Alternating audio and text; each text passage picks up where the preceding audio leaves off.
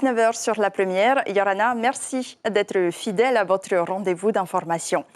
À la une, ce soir, un rahoui envisagé à Paea. Une étude menée par le CRIOB a révélé des zones fragilisées. La commune sollicite les pêcheurs pour échanger sur l'avenir de la ressource en pensant à la génération d'après, mais aussi à la souveraineté alimentaire. 17 000, c'est le nombre de personnes en situation de handicap et près de 6 000 d'entre elles sont reconnues travailleurs handicapés, mais peu occupent encore un emploi.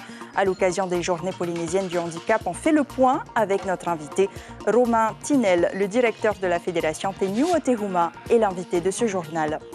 Fanoui sera-t-il encore le lauréat du Heiva de Bora Bora? La troupe s'organise du moins pour conserver son titre malgré un effectif réduit. Mais rien n'est perdu puisqu'il lui reste 2 mois avant le jour J. Et enfin, notre Ahaifenua nous ramène au Tuamotu. Vous découvrirez ce soir une des légendes de Ahé. En cumulant la ruse et son pouvoir extraordinaire, Puhiri, un guerrier de Manihi, réussit à vaincre Mino, un étranger qui était la terreur de l'atoll voisin.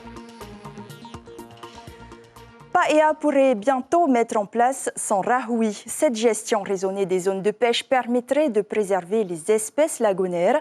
Une étude menée par le CRIOB a permis de dresser un état des lieux du lagon. Le poisson se fait de plus en plus rare dans les zones urbanisées. L'heure est donc à la concertation avec les pêcheurs. Mais pour l'instant, les avis sont très mitigés. Cybèle Plichard et Sandroli. Pour Maeva, la pêche n'est pas un loisir, mais un réel besoin. Aujourd'hui, elle compte bien nourrir sa mère et ses enfants. Quand on veut manger du poisson, on vient pêcher. Ici en particulier, ça mord bien. Ouais. Qu'est-ce que vous attrapez? Des fois, des petits poissons, par exemple des poirades, et des homas et des nappés. Même chose pour Eric, de retour d'une partie de chasse sous-marine. Ces poissons chirurgiens et ces rougets seront dégustés le jour même. Ah, le rouget, tu vois, ça c'est le poisson noir. Le maito. Voilà, À quelle heure vous êtes parti? 5 h du matin. Il y a du poisson, ça va? Ouais, là il y a du poisson, on en a partout. Ah, il faut avoir du courage pour aller pêcher. S'il n'a pas de courage, il n'y a pas à manger, c'est ça. Et le rahoui, c'est une bonne idée? Je sais pas. Ça c'est pas mon idée, là. C'est à eux. Eux, ce sont les pêcheurs professionnels et les autorités communales en pleine concertation. À quel endroit vous allez vouloir rahoui? Si c'est un endroit où nous, on ne va jamais pêcher, ok, on peut accepter. Ok? Parce que c'est notre gagne-pain. Parce que nous, on ne va pas aller là-bas pêcher. Je ne suis pas vraiment d'accord pour le rahoui. Parce que tout d'abord, c'est mon gagne-pain et c'est mon travail, c'est mon business à moi. Voilà, c'est pour nourrir un peu ma famille aussi. Dernière commune de l'agglomération urbaine, Paea est malgré tout très tournée vers la pêche. Parmi les zones encore en bonne santé, la zone dite de Mara, l'une des 2 passes principales. Les études qui ont été faites par le CRIOP démontrent que Mara est poissonneux. Par contre, quand on va se diriger vers Punavia, vers la limite de Paea, là, le lagon est de moins en moins poissonneux. Et on le voit bien au bord de la route, vous allez voir les poissons qui sont exposés au bord de la route, ils sont de plus en plus petits. Voilà. D'où notre projet de rahoui. Du côté de la passe Irihonu, Heimata et son cousin ne sont pas inquiets. Les espèces qu'ils pêchent au filet viennent du large. Pour le rahoui, on pêche il y a le pohoro, le maito, le perroquet, tout ça. Ça, c'est pas il y a dedans ça. Hein. Nous deux, on pêche que les yaturé et le heina. Et sinon, le homo. Sauf que le rahoui contemporain nécessite l'implication de tous les acteurs de la mer. Une fois les compromis trouvés pour instaurer cette gestion partagée des ressources marines, le plus difficile, c'est la levée de l'interdiction. L'idée du Rahoui Center, c'est justement d'accompagner les communes et les communautés locales à la gestion vraiment de leur rahoui. Ce n'est pas nous qui décidons, on propose des outils, on suggère, mais ça veut dire qu'une ouverture, ça se gère. Ça se gère comme ils le font à Rapa, hein, ils gèrent des quotas.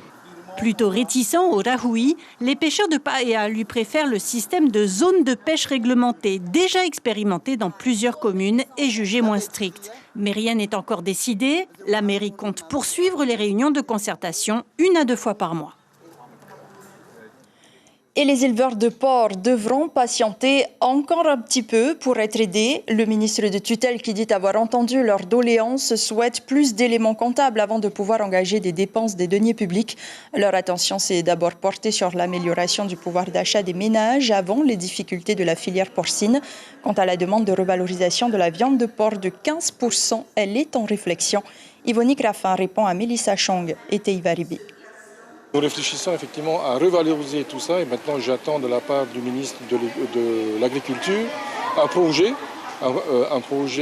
d'arrêté fixant l'ajustement du prix souhaité pour pouvoir faire en sorte que ces éleveurs de porc puissent s'en sortir, ne serait-ce que pour 2022. Nous allons effectivement agir assez vite pour répondre à cette problématique. Yvonique Raffin espère pouvoir débattre de ce sujet en Conseil des ministres la semaine prochaine. En attendant, aucun abattage de cochons n'aura lieu jusqu'à vendredi. Cette avancée extraordinaire, une loi de pays adoptée par l'Assemblée de la Polynésie vient durcir les règles en termes de vente de foncier ou de maisons à des non-résidents.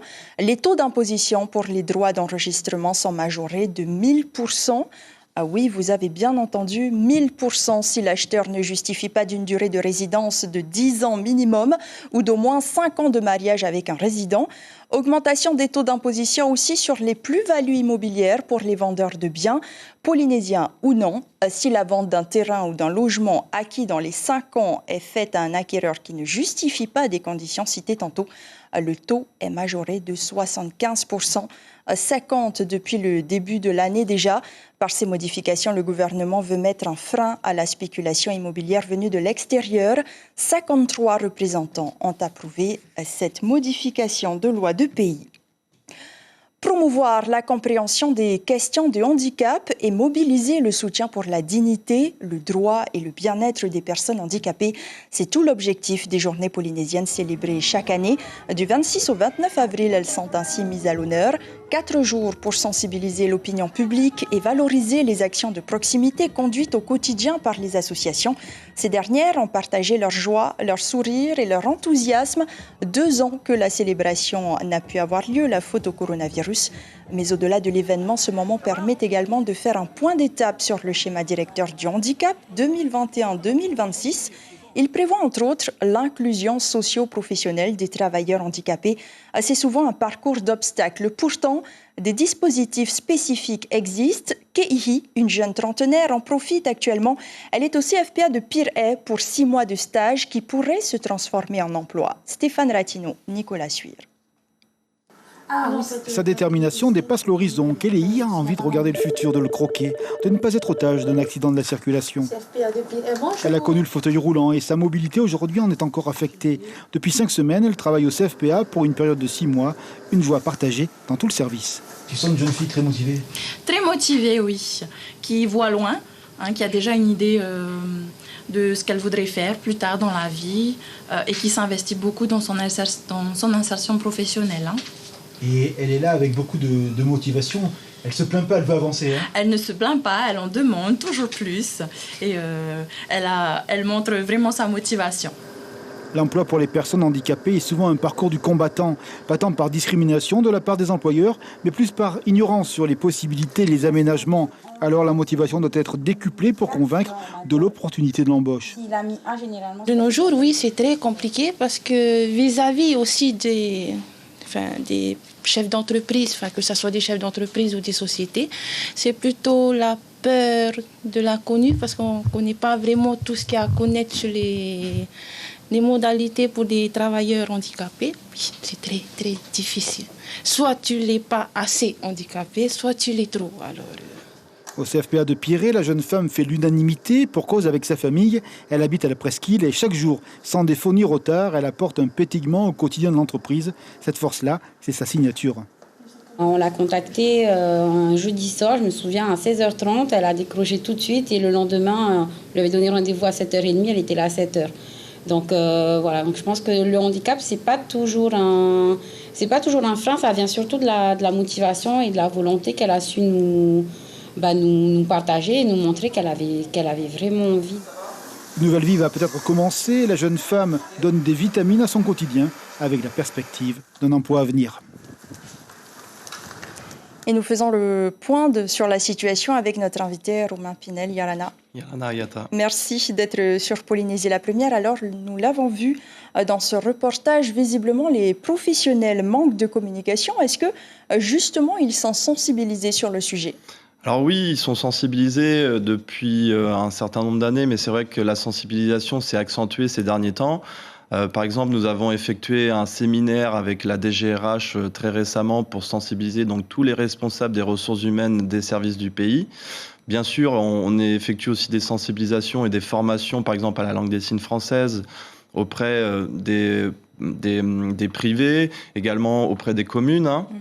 Donc il y a tout un dispositif qui doit se mettre en place pour justement favoriser cette insertion professionnelle des personnes reconnues travailleurs handicapés. Alors est-ce que cette absence de renseignement est la seule raison pour laquelle peu de personnes atteintes de handicap trouvent un emploi aujourd'hui ? Alors il y a différentes barrières, sûrement le manque de communication, le manque de lien entre les services. C'est aussi pour ça que nous, on a mis en place donc en 2019 notre site internet handicap-polynésie.com qui est un vrai espace où les professionnels, les personnes handicapées peuvent se rendre pour rechercher des informations. C'est précieux ce lien qu'il faut faire entre les différents partenaires, aussi bien la famille, les personnes handicapées, mais également les employeurs. Mais avec tous ces freins aujourd'hui, est-ce que l'on peut dire que l'objectif des 4% finalement est loin d'être atteint ? Alors l'objectif des 4%, c'est difficile d'en parler puisque, comme on a pu le voir assez dernièrement avec l'avis rendu par le CESEC dans le cadre de la dérogation de la loi de pays, donc pour maintenir ce taux encore à 2%, il y a un manque de données statistiques actualisées. Donc c'est vrai que c'est difficile de pouvoir se rendre compte combien d'entreprises sont finalement concernées puisque c'est les entreprises de plus de 25 salariés qui doivent embaucher dans le taux de 2%. Donc effectivement, et c'est un vrai besoin, on l'a signalé avec nos différents partenaires, nous avons besoin de données statistiques actualisées pour vraiment faire un état des lieux sur le respect de l'obligation d'emploi en Polynésie française. Alors c'est tout l'objectif aussi de ces journées polynésiennes du handicap. Cet après-midi, par exemple, se sont tenues les assises polynésiennes du handicap sur le thème de l'inclusion socio-professionnelle des travailleurs handicapés. Que faut-il en retenir ? Déjà, beaucoup de positifs. C'était vraiment intéressant de pouvoir avoir à la même table aussi bien les personnes reconnues travailleurs handicapés, les personnes du milieu associatif et également les employeurs, les partenaires sociaux. Donc il y a eu beaucoup de travaux qui ont été effectués. Il y aura aussi, ça va nous permettre d'effectuer finalement une feuille de route. Il y aura un rendu, bien sûr, suite à ces premières assises. D'ailleurs aussi, j'en profite pour rappeler que jeudi à 13h, il y aura les assises de l'accessibilité, puisque tu parlais du schéma directeur du handicap. Et c'est très juste de voir que finalement, l'accessibilité et l'insertion socio-professionnelle des personnes handicapées sont deux thématiques très liées. Merci beaucoup, Romain Pinel. Et je rappelle aussi que les journées polynésiennes du handicap se tiennent jusqu'au 29 avril à Aur-Aitinihau. Demain, des courses de Ba'a seront organisées. Et vendredi, place à la course de la mobilité avec un départ à la mairie de Pir'e et une arrivée à Aur-Aitinihau. Et demain, nous ferons un bilan de la collecte de fonds organisée en faveur des personnes trisomiques. Elle s'est déroulée du 21 mars au 24 avril. Stéphane Marandin, le directeur du centre éducatif Papa Nui, sera l'invité café de la matinale radio. À l'approche de son anniversaire, Tevayuta est en effervescence. Le jubilé de la commune se prépare. 50 ans d'histoire, d'hommes et de femmes passionnés qui lui ont donné cette identité. Et elles sont retracées grâce à un impressionnant travail d'archives. Un mois que les petites mains s'activent. Heyar Itahiata, Jacques Damour. Retracer toute son histoire à travers les photographies, les images et les articles de l'époque, c'est l'objectif ambitieux que s'est lancé la commune de Tevayuta. Pour célébrer son jubilé, elle replonge 50 ans en arrière jusqu'en 1972. Le district de Mataya et de Papeari fusionnent pour ne former qu'une seule commune, Tevayuta. À l'image, vous avez le premier maire de la commune de Tevayuta, qui est William Copendat. Il a été élu en 1972. C'est toujours intéressant de se replonger dans son histoire. Ce travail que nous effectuons aujourd'hui, c'est peut-être un travail colossal, mais c'est un travail hyper intéressant. Un travail colossal en effet. Il faut feuilleter une par une toutes les pages de tous ces livres. Ici, une partie des archives prêtées par la Dépêche de Tahiti, un véritable trésor de mémoire. Sur la table, vous avez à peu près l'équivalent de 10 ans, même plus, parce que nous partons de l'année 93 à l'année 2000. Dans cette file-là, par exemple, celle que vous voyez ici, vous avez l'équivalent de la moitié d'un mois, la moitié d'une année. Pour mener à bien ce projet, la commune fait appel à des bénévoles comme Dolly. Elle aussi a 50 ans et toutes ces images ne la laissent pas indifférente. Je fais c'est pas rien, c'est pas rien. On est en 2022 là. Voilà. Et c'est agréable de remarquer ces photos-là, ces événements-là. Elle place un marque-page à chaque fois qu'un article parle de Mateia ou de Papeari, un travail qui constituera une matière accessible à tous les projets futurs de la commune.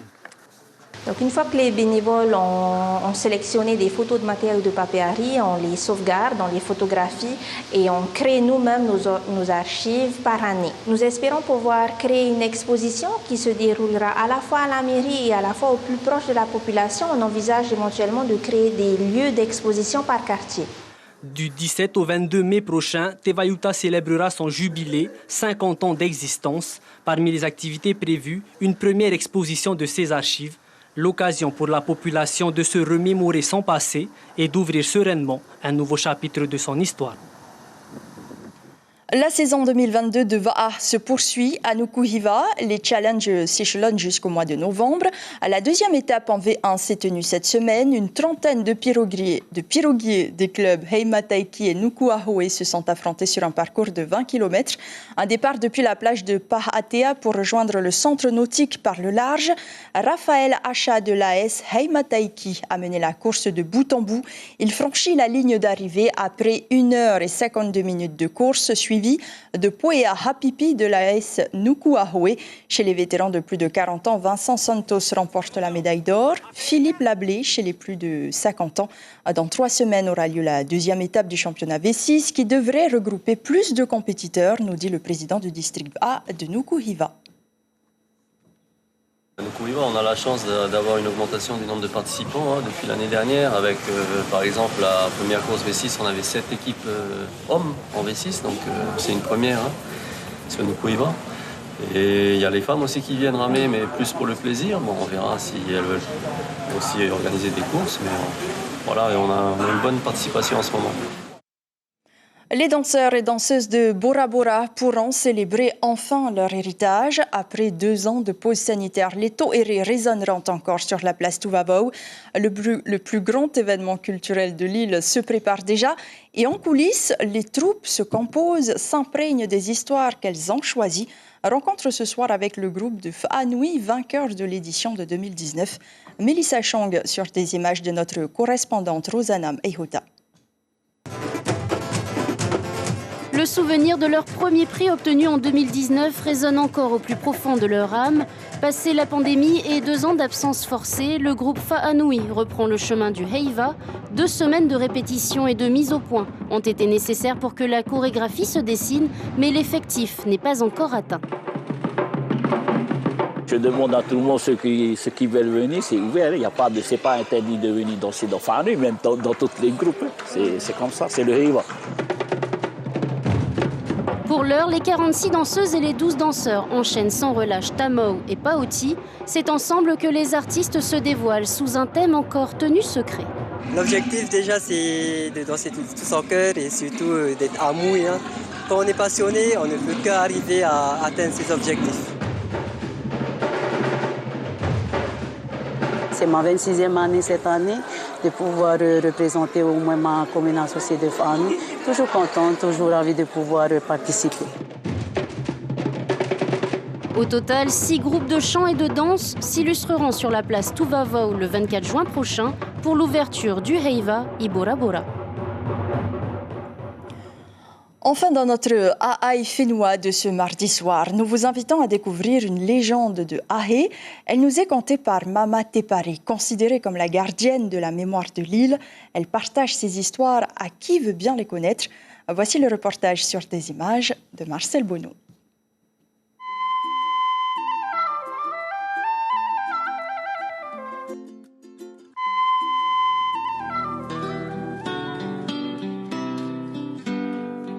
Sur l'îlot Tepuka se cache un trésor, la fierté des habitants. il y pousse une forêt de Pisonia grandis, le puatea, un arbre devenu rare au Tuamotu. Ses racines renferment une légende, celle de Mingo et Puhiri, l'homme-poisson.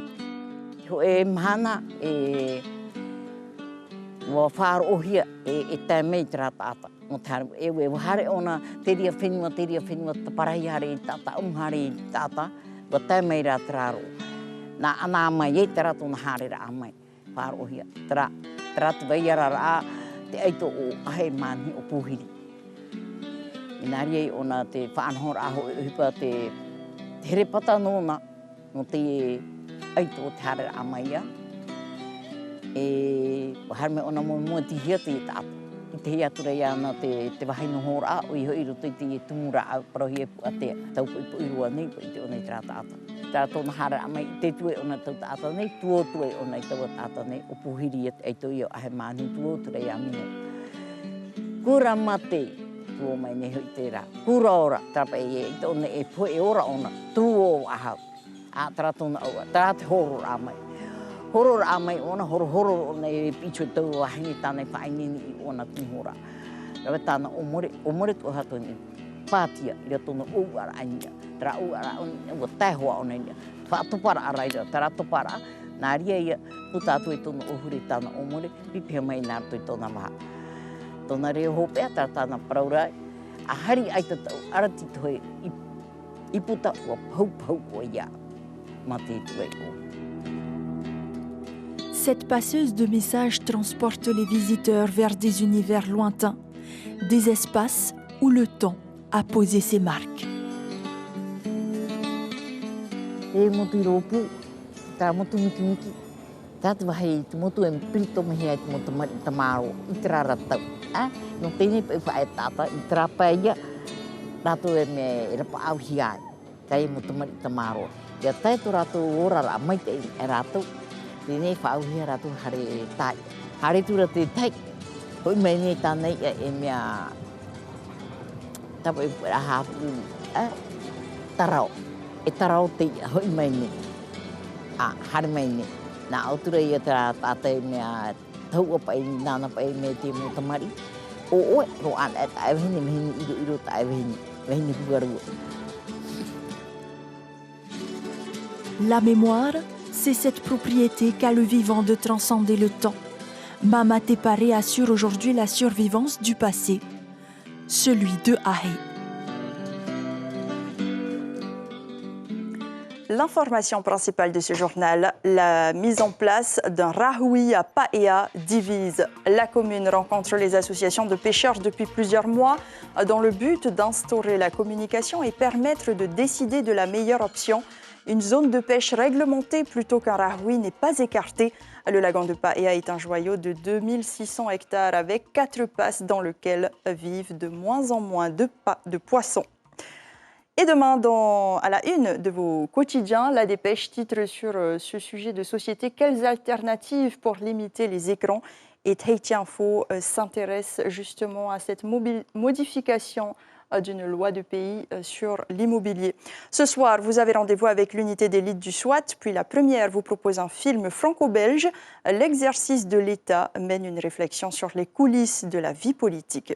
Merci d'avoir été au rendez-vous. Très belle nuit, portez-vous bien et à demain. On se quitte en images.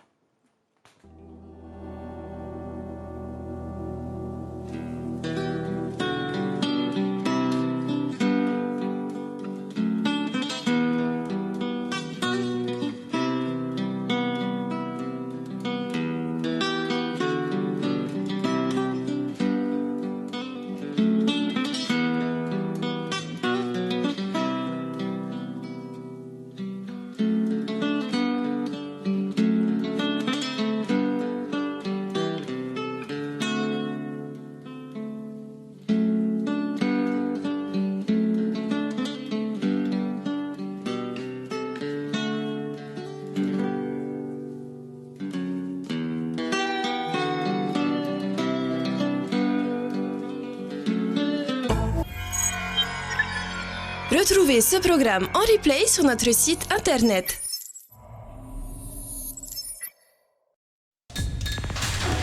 L'information en continu sur Polynésie la première, Internet et réseaux sociaux.